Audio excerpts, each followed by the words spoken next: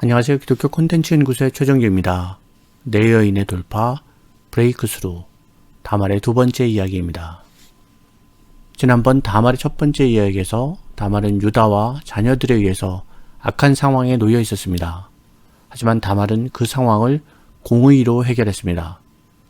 이번 시간에는 다말의 이러한 행동이 구속사에 어떤 의미가 있는지 알아보겠습니다. 내용으로 바로 들어가기 전에 창세기 1장 1절부터 2장 3절까지의 창조 부분을 먼저 알아보겠습니다. 본문은 하나님께서 천지를 창조하셨다는 선언문과 같습니다. 태초에 하나님이 천지를 창조하시니라. 하나님은 하늘과 땅을 창조하셨다고 선포하신 후에 6일 동안의 창조와 7째 날의 안식을 말씀하십니다.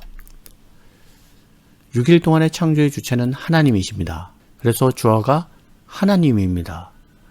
6일 동안의 창조에는 반복되는 표현이 나옵니다. 하나님이 보시기에 좋았더라입니다. 7번 나옵니다. 창조를 마치시던 6일째에는 심히 좋았다고 만족해 하셨습니다. 여기서 좋았더라라는 단어가 히브리어 토브입니다.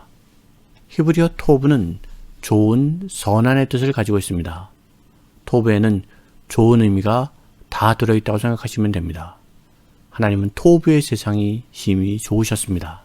그리고 하나님은 7째 날에 안식하십니다.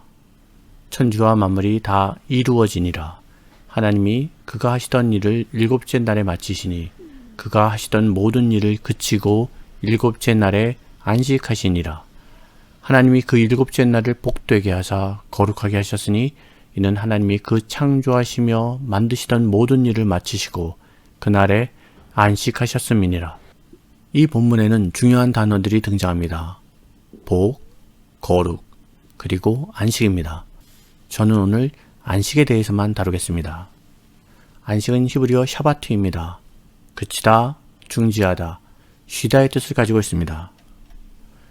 여기서의 쉬다는 6일 동안 회사에서 열심히 일하고 힘들고 지쳐서 이제 스트레스에서 벗어나 좀 쉬자고 할 때 그 쉬다, 그치다가 아닙니다. 굳이 설명하자면 힘들게 물을 건너고 숲을 지나고 언덕을 넘어 정상에 도착한 다음에 발 아래 펼쳐지는 풍경과 경치를 감상하면서 멈춰서 쉬면서 그 즐거움을 누리는 것입니다. 이런 의미의 안식으로 이해하는 게 좀 더 나은 이해입니다. 하지만 안식에 대한 학자들의 견해를 들어볼 필요가 있습니다.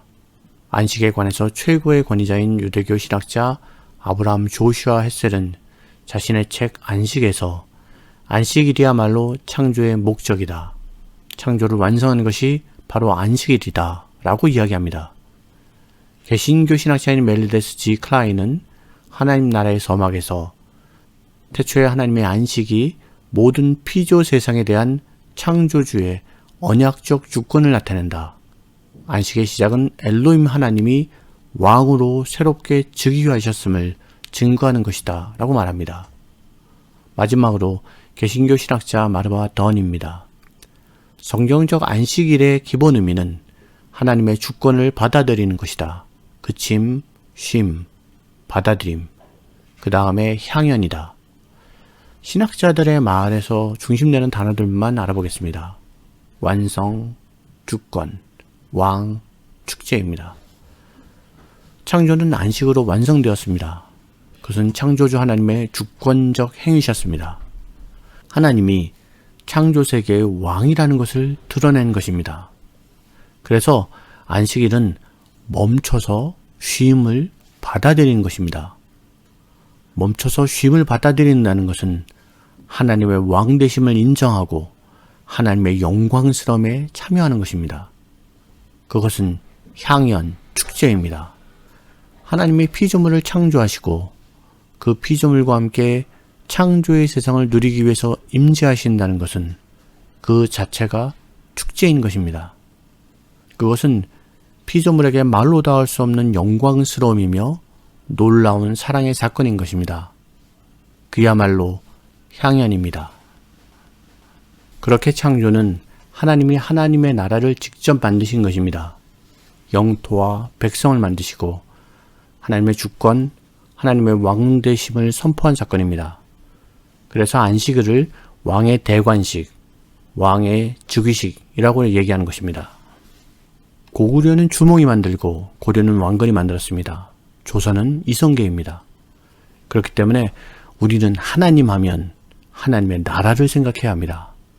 대한민국의 백성으로 대한민국 영토 안에 살고 있지만 본질적으로 우리는 하나님 나라의 백성으로 하나님 나라에 살고 있는 것입니다.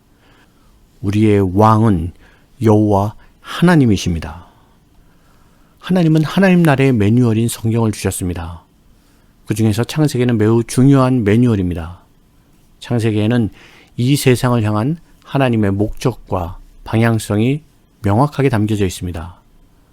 창세기는 4개의 사건과 4명의 족장에 대한 이야기가 나옵니다. 4개의 사건은 창조, 타락, 홍수, 바벨탑입니다. 그리고 4명의 족장은 아브라함, 이삭, 야곱, 요셉입니다. 하나님은 토부의 세상을 창조하셨습니다. 그런데 타락과 홍수와 바벨탑으로 토부의 세계가 위협당하고 공격당합니다. 하나님은 이 토부의 세상을 지키고 유지하셔야 했습니다. 하나님은 아브라함과 그 자손을 통해서 토부의 세상을 회복하십니다. 창세기 1장에서 토부라고 말씀하신 것처럼 창세기 마지막 장인 50장에서 요셉을 통해서 토부를 말씀하십니다. 당신들은 나를 해하려 하였으나 하나님은 그것을 선으로 바꾸사 오늘과 같이 많은 백성의 생명을 구원하게 하시려 하셨나니.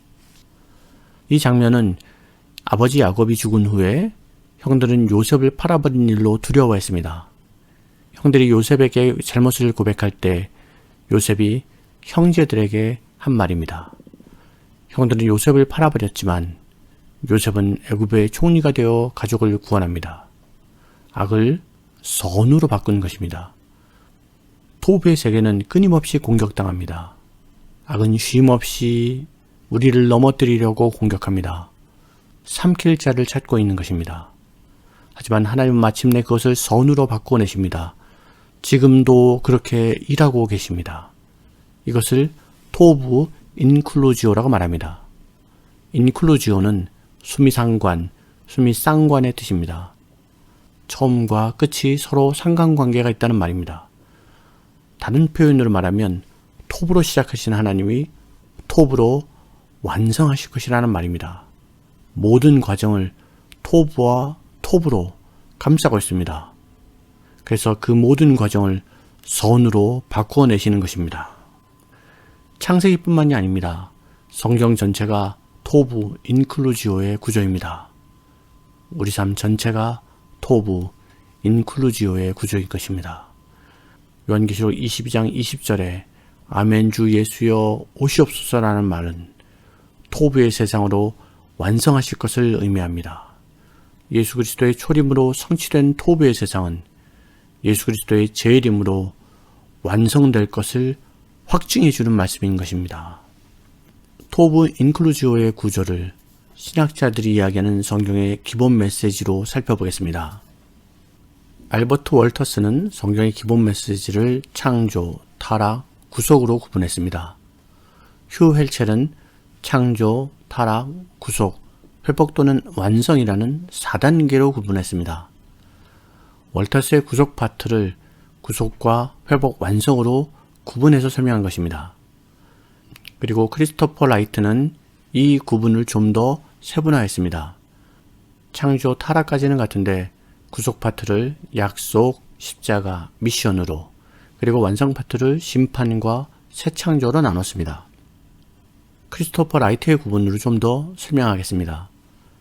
크리스토퍼 라이트는 자신이 나눈 구분을 기호로 표현했습니다. 창조, 타락, 약속, 십자가, 미션, 심판, 새 창조입니다. 여기서 창조와 타락, 심판과 새 창조, 그리고 십자가를 구분해 보겠습니다.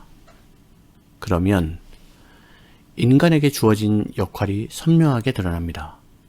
그것은 하나님과의 약속의 시간과 하나님의 명령하신 미션의 시간입니다. 저는 이 둘을 다른 표현으로 소명과 사명이라고 말씀하겠습니다. 우리는 어떤 약속, 어떤 언약으로 부르심받은 자들인지를 깨닫고 우리에게 주어진 미션과 사명의 삶을 살아내는 것입니다. 우리는 그렇게 지어진 자들입니다. 그런데 그런 우리를 공격하는 것이 악입니다. 저번에 말씀드린 대로 악은 히브리어 라입니다. 이 단어는 토부의 반대말입니다. 악이 끊임없이 토부의 세상을 공격하는 것입니다. 그때 하나님의 의의가 드러나서 이 악을 물리칩니다. 복음에는 하나님의 의의가 나타났습니다. 복음은 예수 그리스도입니다. 악을 물리치는 것은 예수 그리스도인 것입니다. 다말은 하나님이 만드신 토부의 세상을 무너뜨리는 악함과 생명을 걸고 싸운 공의로운 여인인 것입니다. 궁극적으로 다말은 예수 그리스도의 삶을 살아낸 여인인 것입니다. 계대결혼, 고엘 제도는 하나님의 공의입니다. 고엘 제도는 그리스도를 나타내며 최종적인 고엘, 기업 물을 자는 예수 그리스도인 것입니다. 그러므로 다말 이야기가 구속사에서 중요한 위치에 있는 것은 예수 그리스도를 직접적으로 가리키고 있기 때문입니다. 그래서 다말의 행동은 의롭다함을 받은 것입니다. 다말의 이야기는 여기서 그치지 않습니다. 다말은 쌍둥이 아들을 출산합니다. 다말이 출산할 때 한 아이의 손이 먼저 나옵니다.